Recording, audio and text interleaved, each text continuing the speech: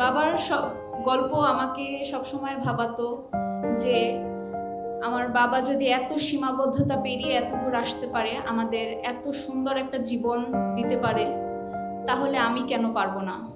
আসসালামু আলাইকুম। আমি আমার বাবার স্টোরিটা শেয়ার করতে চাই।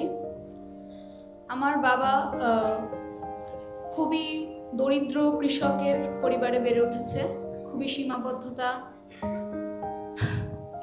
খুবই দুঃখ কষ্ট দেখে বেড়ে উঠেছে।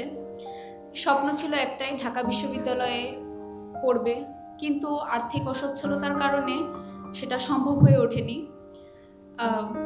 তারপরও তার কঠোর পরিশ্রম করে সে তার নিজের আত্মবিশ্বাসের মাধ্যমে সে আজকে একজন ফার্স্ট ক্লাস গেজেটেড অফিসার।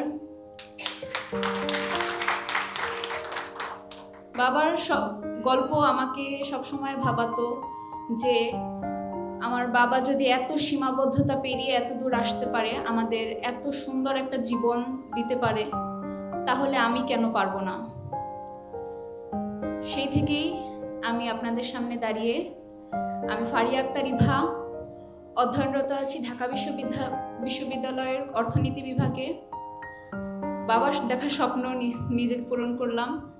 ধন্যবাদ আই এডুকেশন টিমকে, একেবারে নামে মাত্র একটা ফি নিয়ে এত ডেডিকেশনের সাথে আমাদের সবাইকে এত সুন্দর একটা প্ল্যাটফর্ম দেওয়ার জন্য, যেখানে আমরা আমাদের সকলের স্বপ্ন পূরণ করতে পারছি।